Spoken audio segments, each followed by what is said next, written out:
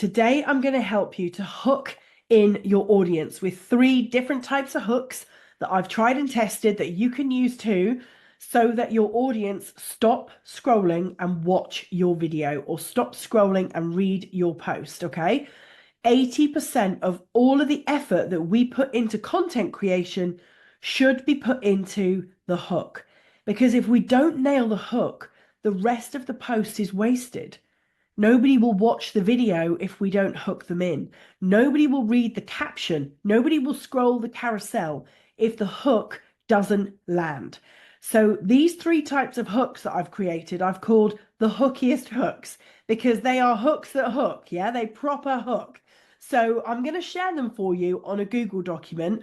Before I share my screen and walk you through it with some examples, I just want to remind you that there are actually 3 different types of hooks.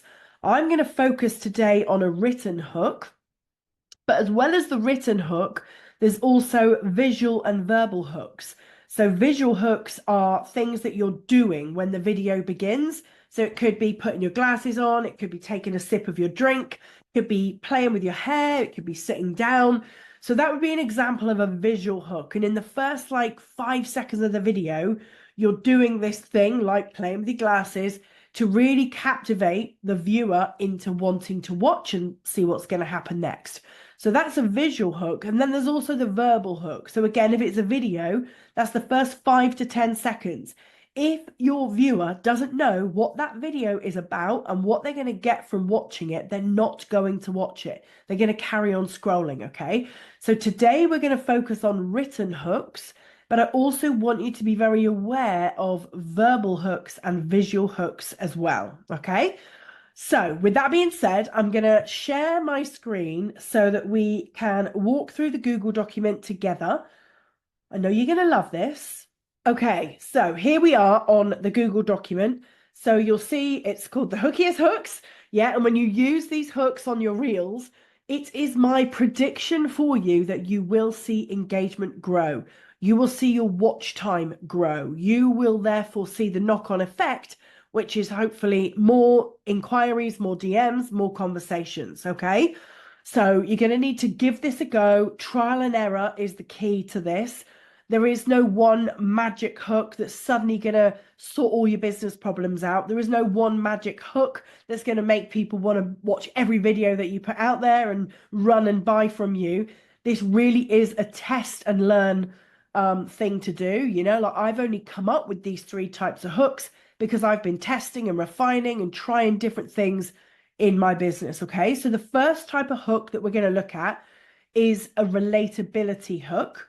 And a relatability hook creates resonance, yeah, which helps your audience relate to you, helps them build that feeling that actually they like you, they want to watch you, they want to see more of your content. So relatability hooks create that connection by showing your audience that they are like you, that you are like them. There is resonance, yeah, there is connection, okay? Now, the reason that this works is because this type of hook is validating their perspective, validating their thoughts, before you then go on to use the rest of the post to show them a new way of thinking, yeah, to maybe shift their view, shift their perspective, show them a new way. So 3 examples of what this could sound like would be: ever felt like you need to problem so that you can result? You're not the only one. Until I figured out this or discovered this. Next one: ever spent hours doing problem only to find the best way to result is something totally different? Yep, me too. Before I found this out, yeah, for example, and then it goes on. I'll give you an example in a minute. Then the third one is: ever wondered why you're feeling pain point instead of celebrating result? It's more common than you think. It was actually me before I yeah. So when I say relatability hooks, and when I refer to this as being a way to build connection and resonance, it's because you're asking them how they feel and you're then saying, yeah, me too. So it connects you and them together. It creates empathy, okay? Now, what could that sound like in the rest of the caption? Well, it could sound like this: Ever spent hours trying to sign your next client on social media only to find out that there's actually a much better way to do it? Yep, me too. Okay, so that is this example up here. Ever felt like you need to problem so you can result? The problem in this is not signing enough clients on social media. Yeah, that's the problem, only to find out that there's actually a much better way to do it. There is a better way to sign clients on social media. This was me too. And then you give them what that better way is, okay? Yeah, me too. That was until I discovered sales funnels, which have since allowed me to make 212K in just 5 months because of my unique way of designing them. Here's my approach. And then we give 5 steps. Yeah, this is my post. So this is 5 steps of my approach. And then at the end, we say, comment the word freedom to get the free training so that you can start signing clients on social media with way more ease and success. Okay, so we're giving them a keyword. That's our call to action. And when they comment the keyword, we're telling them they're going to get a free training so that they can start signing clients. So the call to action and the hook and the caption are all aligned together.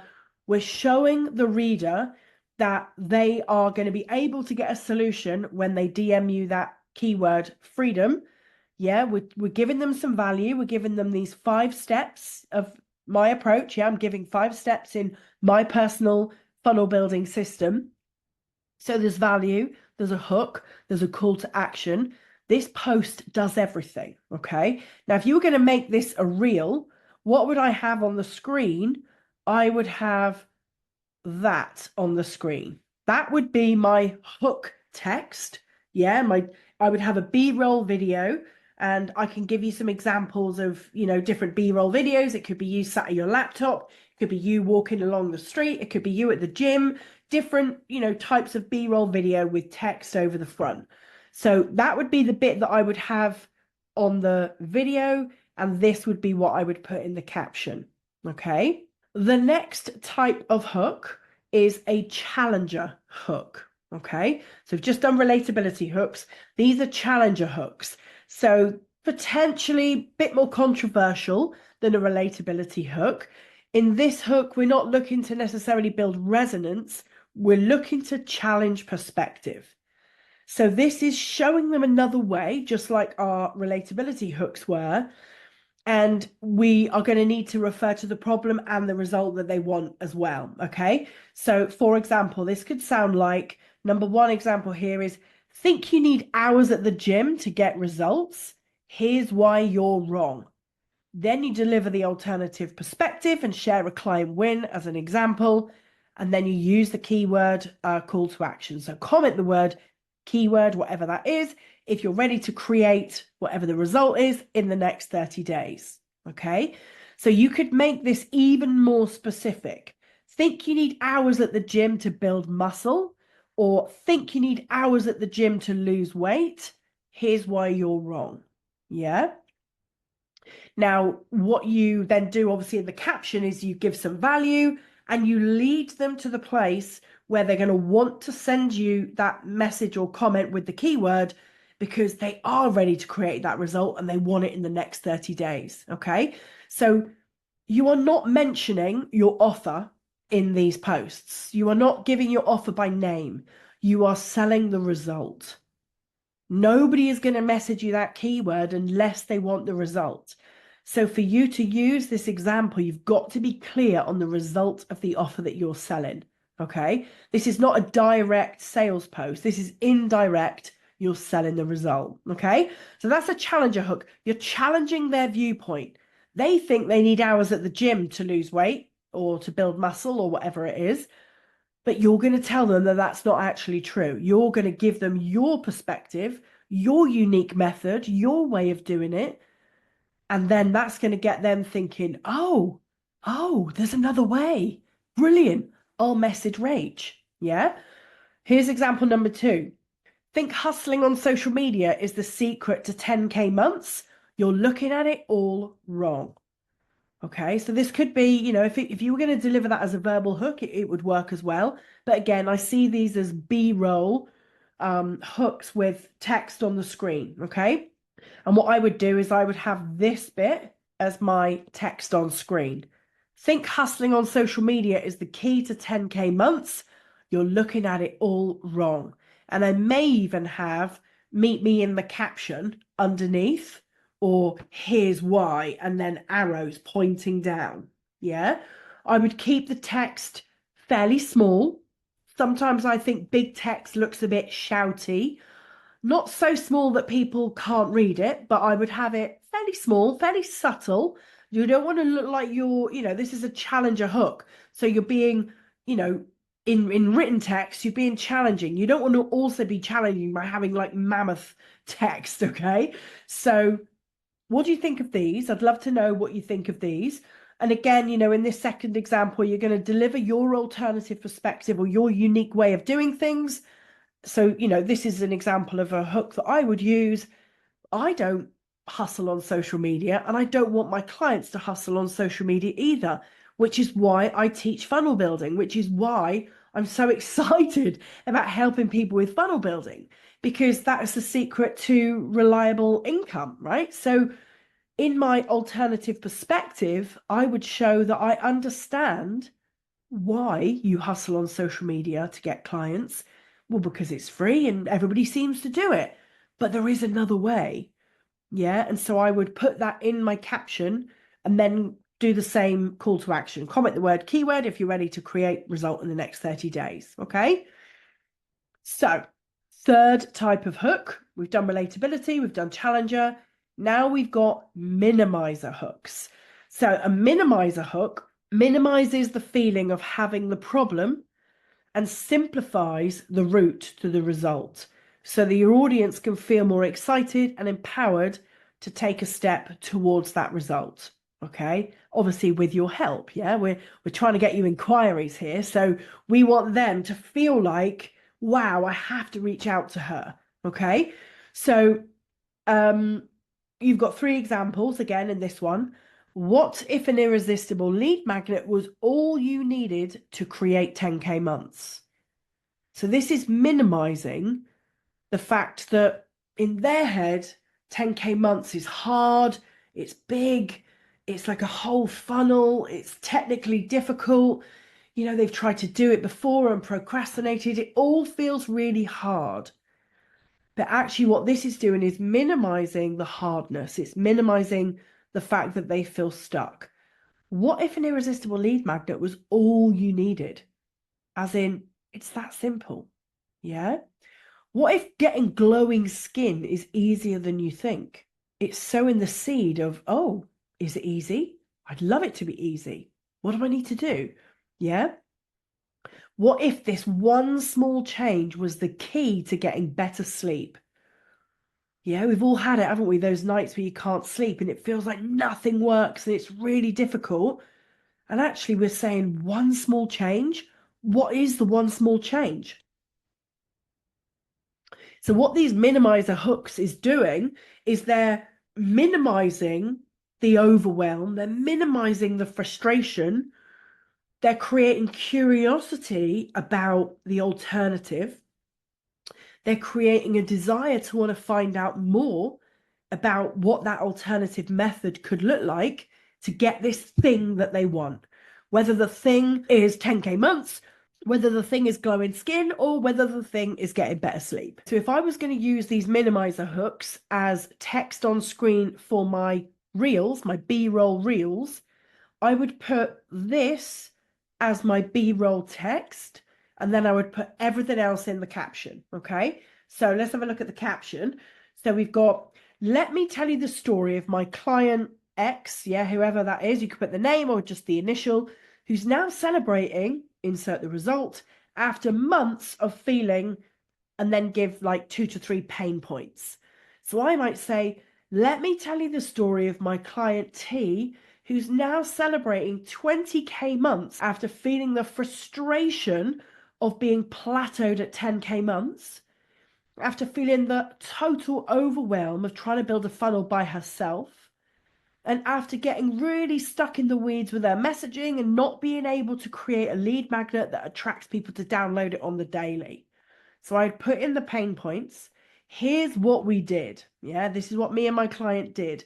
And then we give the value of the 3 action steps that we took. And then I would say, are you ready to make moves towards building your own 20K month funnel in your business? Imagine feeling, and then give a couple of benefits. Yeah, we're at this bit now. Imagine feeling, so it could be, imagine feeling like you can take Fridays off and still sign clients. Yeah, imagine feeling that buzz of waking up to Stripe notifications.